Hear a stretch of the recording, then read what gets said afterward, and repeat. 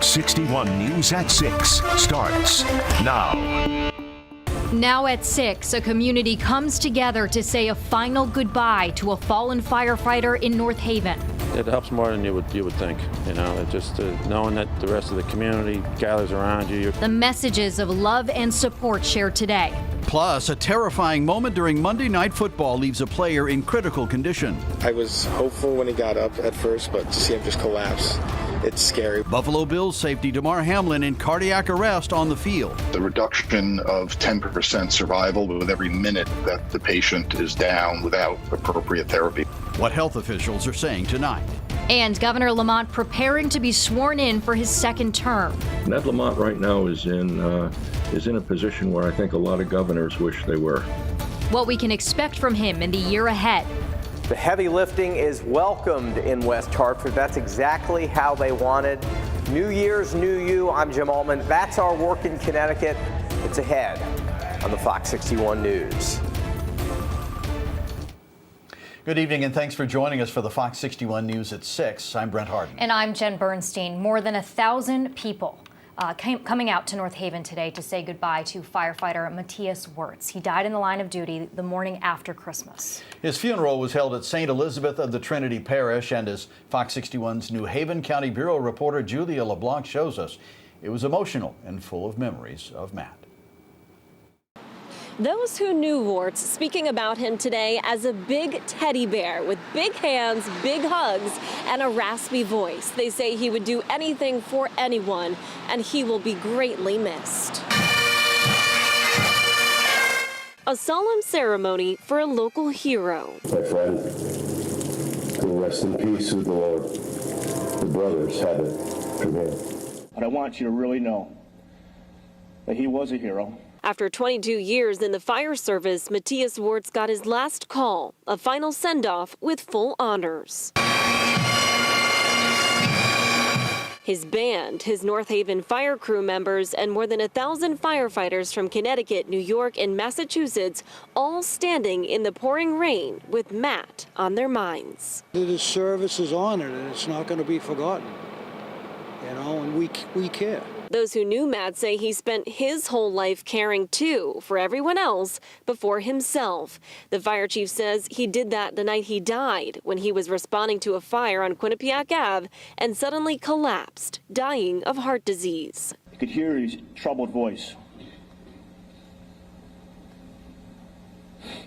He was hurting, but he wasn't going to say anything to anybody because he knew his brothers were inside.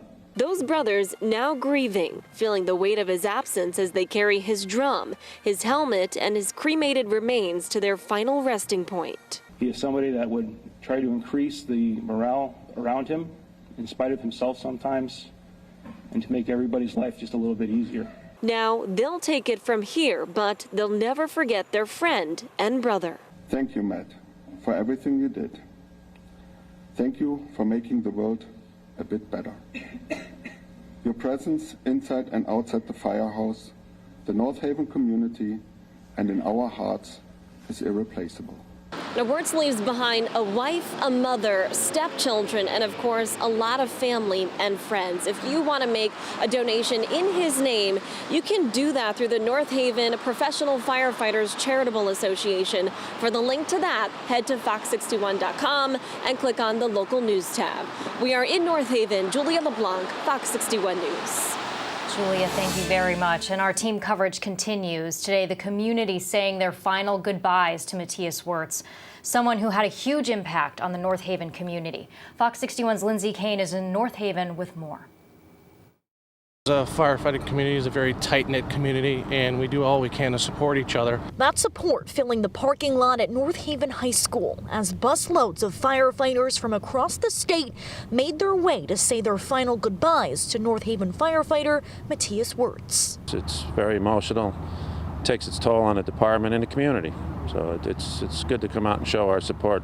A veteran of the North Haven Fire Department for more than 2 decades and an active member of the community, Wirtz's impact spans from those who knew and loved him and those who also put their lives on the line for their community. It could happen to any of us at any time, you know, and it's important that we come out and we support North Haven anyone who has a line of duty death. Dozens of fire departments joining together in blue for the line of duty death services. Too many know the pain of losing a member of their department. Retired lieutenant with the West Haven Fire Department, William Heffernan, says their department has lost 6 firefighters over the years. They've learned to make sure no one ever feels like they're grieving alone. It helps more than you would think. You know, it just knowing that the rest of the community gathers around you, your peers, other firefighters from other departments. You know, it helps lift you up and get you through the tough times. The support for the North Haven Fire Department isn't just seen or felt at the funeral. Firefighters from across the state are on the clock right now here at the North Haven Fire Department to make sure their services are covered during this difficult time. Surrounding towns are manning their department, manning their stations and their apparatus so that they can go pay their respects to their own man, you know, give them the proper send-off. It's an outpouring of love and support that firefighters hope sends comfort to the Wirtz family. I think it means the world to them when you see the sea of blue, and whether it be a police officer, a firefighter, or a dispatcher, anybody who's in the public service and dies, it's just a showing of respect for what's going on and the sacrifice that goes on that we make every day to keep people safe. A sacrifice that will never be taken for granted. In North Haven, Lindsay Kane, Fox 61 News. We have breaking news right now out of Middletown. Part of Route 9 is closed because of a rollover crash. Police saying it happened on Route 9 southbound near exit 11. The road is closed between exits 11 and 12 as crews respond. We're told serious injuries were reported, and we'll bring you more information as soon as we learn it. All right, a rainy day across the state. We saw people outside with umbrellas in downtown Hartford this afternoon. If you didn't have an umbrella, you got wet, for sure. Yep. So how long will the rain last? Well, let's check in with Chief Meteorologist Rachel Frank for a check on the forecast. Well, it'll be off and on through the evening tonight, but as we head into tomorrow, there's a big break in the action from the morning through most of the afternoon that will allow you to kind of enjoy some of the warmer temperatures moving in. But first, let's talk about some of these rainfall totals across the state. Anywhere between 1/3 of an inch to 1/2 an inch of rain, which is not bad at all. Yeah, drought in the rearview mirror for sure. Chester reporting below a 1/4 mile visibility right now, so there are areas of patchy, dense fog out there, and it might be fine in some communities, and then you turn a corner and it's not fine in others. So just be on the lookout. You may need extra time driving out and about. It is the coldest in the Northern Valley location, where that cold air is just stubborn and stuck in Windsor Locks at 39, compared to 53 degrees in Willimantic and 52 degrees in Danbury. These are the areas that will be the warmest tomorrow, outside of the valley locations, where we have the best chance of getting up around 60 degrees, maybe even a degree or two higher. Here's some of those showers out there. And again, we're not quite done. You'll see a few more off to the west of us, but temperatures holding steady tonight and even climbing a little bit as we head towards daybreak. So heading into tomorrow morning, we're going to start the day with temperatures in the 40s to around 50 degrees. Record challenging warmth in the 50s to near 60, and then later in the afternoon, a rising chance for some showers. We'll take a look and see if there's any signs of winter ahead in the 7-day coming up. All right, Rachel, thank you. We'll check in again. Well, Buffalo Bills safety Damar Hamlin remains in critical condition tonight after suffering cardiac arrest during Monday night's game against the Cincinnati Bengals. Fox 61 Sports Director Jonah Karp joins us live from the Breaking News Center now with the very latest on this. Jonah.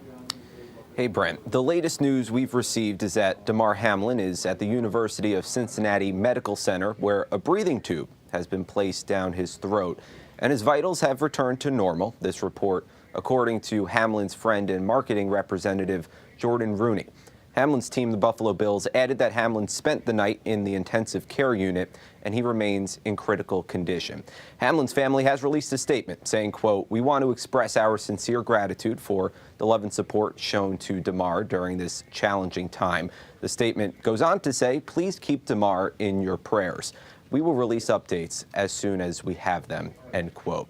As far as what caused Hamlin's cardiac arrest, we don't yet have that information. All we know are the moments that preceded Hamlin's collapse. Hamlin made a tackle. He got up, took a few steps, and then fell back down onto the ground. CPR was then administered on the field. An ambulance arrived, and both teams went back to their respective locker rooms, awaiting the news that the game would ultimately be suspended for the evening. The NFL has released a statement regarding the status of the football game, saying that Roger Goodell has informed both the Bills and Bengals that the game will not resume this week, adding that no changes have been made to the Week 18 schedule. All the focus right now is on Damar Hamlin and his family. Each NFL team has actually changed its Twitter profile picture to an image of Hamlin's jersey number 3 and words that read, "Pray for Damar." Damar Hamlin, just 24 years old, fighting for his life in Cincinnati. And coming up later in the show, we'll hear from a few people who knew Damar well. That's ahead. For now, in the Breaking News Center, Jonah Cart, Fox 61 News. All right, Jonah, thank you. We're all on pins and needles waiting to see Damar improve. Our best to his family. And it was a moment bigger than the game itself, raising questions about player safety and, of course, the importance of CPR. Yeah, last night's Monday Night Football game suspended, as Jonah just said, following the sudden collapse of Hamlin for what's believed to be a really rare set of circumstances. Fox 61's Matt Caron has the story. Well, if you can't tell, I am a Bills fan. But today we all are, rooting for the recovery of Bills player Damar Hamlin, who remains in critical condition. The on-the-field incident sparking conversation here in Connecticut among Bills fans and healthcare professionals. Watching the game, everything went silent. You could hear a pin drop. In an instant, the game changed. As soon as that happened, it switched from football to the person. An instant that may change the game itself. The NFL will have to make ongoing changes to protect the players. Connecticut Bills backers reflecting on the tragic cardiac collapse of Buffalo safety Damar Hamlin due to what's believed to be commotio cordis. It's quite rare. Only about 220 cases since 1996, in fact, a 60% survival rate. The reduction of 10% survival with every minute that the patient is down. Caused by blunt force impact to a specific spot on the chest at a specific time in the heart rhythm cycle on a specifically susceptible player. And it can result in an extra beat, and it can result in ventricular fibrillation. As Hamlin was loaded into an ambulance, players huddled in public prayer. The unprecedented scene playing out in front of a national audience, putting the spotlight on the importance of public CPR training. Manchester Fire and EMS referenced the incident on social media. They have one of the highest cardiac arrest survival rates in the nation. Which buys time for professional rescuers to provide additional advanced treatments. As teammates tweeted, NFL fans around the country joined Bills Mafia by flooding donations to Hamlin's toy charity to the tune of $4.5 million. We all root for different teams on Sunday, but this was an event, of such magnitude that I think it transcended, just fan bases and people were donating for the person and everyone's got a little bit of Bills Mafia in them today. Doctors tell me as for Hamlin's recovery prognosis, that remains unclear. Typically, they will lower a player's body temperature, putting them into a medically induced coma. And as for those CPR classes, getting certified or just getting trained informally is easy. It should only cost you about $75, and to learn more, you can log on to our website, fox61.com. For the Fox 61 News, I'm Matt Caron.